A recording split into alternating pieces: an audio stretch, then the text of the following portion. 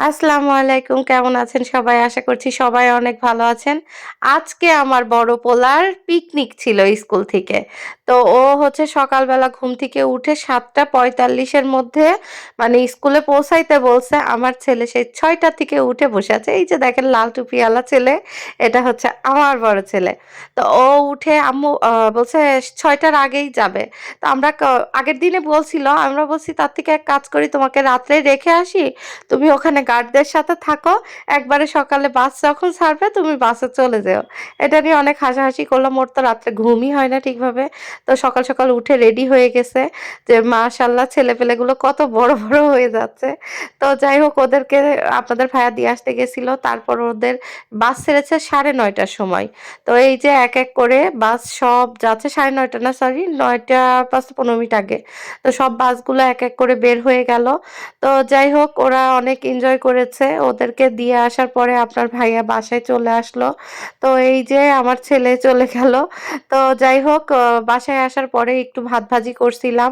আমি, আমার ছোট ছেলে আর আপনাদের ভাইয়া ৩ জন মিলে ভাত ভাজি খুব মজা করে খেয়ে নিলাম গরম, গরম। আর গত ২ দিন তো আমার কণ্ঠ শুনেই বুঝতে পারছেন গড়গড়, গড়গড় হয়ে গেছে। কারণ ২ দিন ওই যে কাস্টমারের চাপ ছিল, কথাবার্তা অনেক বেশি হয়েছে এইজন্য।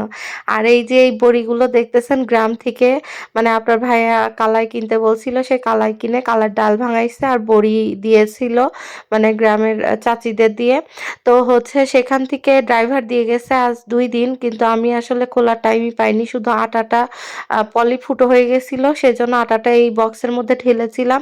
এই আটাটা আমাকে গিফট করেছে আমাদের ড্রাইভারের ওয়াইফ যত সম্ভব।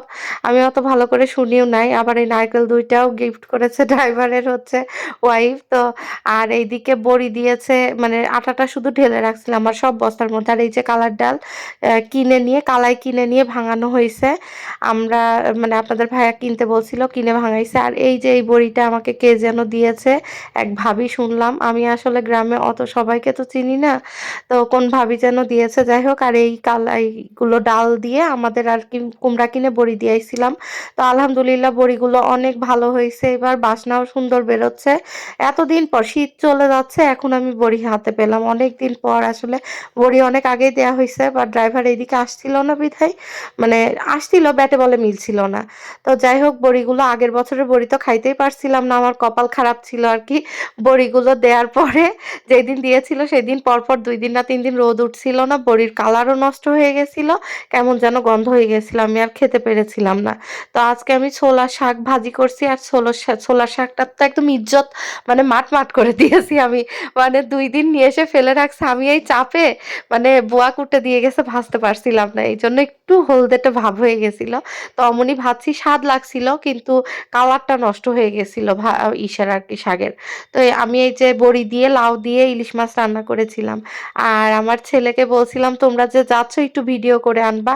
বিশ্বাস করেন ভিডিও করেছে জাস্ট মাত্র ১২ সেকেন্ডের একটা আর একটা ৩৫ সেকেন্ডের। আর কোনো ভিডিও করিনি। আর ভিডিও করার অবস্থা কি একটু দেখেন। দোল খেতে, খেতে একটা ভিডিও করেছে আর এই আ এটাকে কি বলে? এই চরকিতে ঘোরার সময় ভিডিও করেছে। তো যাই হোক বলছে, "আম্মু আনন্দ করতে, করতে খেয়াল নাই।" আমি বললাম, "আচ্ছা ঠিক আছে ভালোই করেছো। আনন্দ তো করেছো এটাই যথেষ্ট।" তো ওরা খুব এনজয় করেছে ভিডিও দেখে যা বুঝলাম। তো এই ছিল আমার আজকের ভিডিওটা। আজকে সারাদিন রেস্টেই ছিলাম। কালকে রেস্টে থাকবো। ইনশাআল্লাহ পরশুদিন থেকে আবার ডিসকাউন্টেড ড্রেস দেয়া শুরু করব। ঈদের আগ পর্যন্ত মোটামুটি আমার এমন ঝামেলাই থাকবে।